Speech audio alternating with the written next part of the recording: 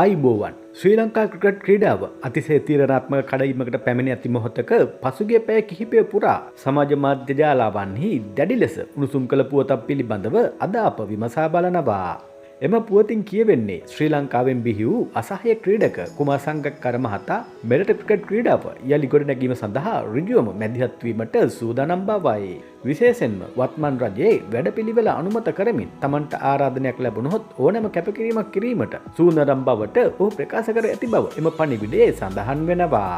මෙම පුවතත් සමග බොහෝ ක්‍රිකට් ලෝලින් අතර නැවතත් බලාපොරොත්තුවේ රශ්මියක් මතුවුවද අප විසින් සිදු කළ කරුණු විමර්ශනයේදී මේ පිළිබඳව තහවුරු කළ නොහැකි තොරතුරු රසක් අනාවරණය වුණා.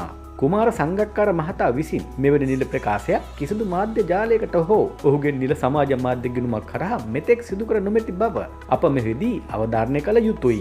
එමෙන්ම වත්මන් ජනාධිපති අනුර කුමාර දිසානායක මහතාගේ රජය යටතේ ක්‍රිකට් ගොඩනැගීමට ඔහු එන බවට සංසරණය වන පෝස්ටුව හුදෙක් ප්‍රේක්ෂකයන් විසින් නිර්මාණය කරන ලද ෆෑන් මේඩ් පුවතක් බවටයි පෙනී යන්නේ.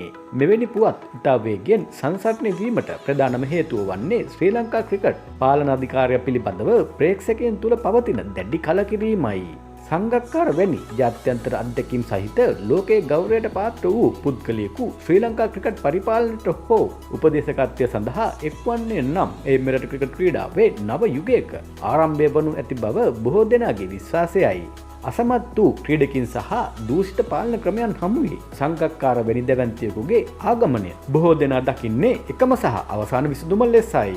ඉතින් කුමාර සංගක්කාර මහතා සැබවින්ම ශ්‍රී ලංකා ක්‍රිකට් භාරගත යුතුයි කියා ඔබ සිතනවාද? එමගින් අපේ ක්‍රිකට් ක්‍රීඩාව යළි ලෝකයේ ඉහළටම රැගෙන යාමට හැකි වේවිද? ඔබේ වටිනා අදහසක් පහලින් කමෙන්ට් කරන්න. අලුත්ම ක්‍රීඩා තොරතුරකින් නැවත හමු වෙනකන් ඔබට සුබ දවසක්.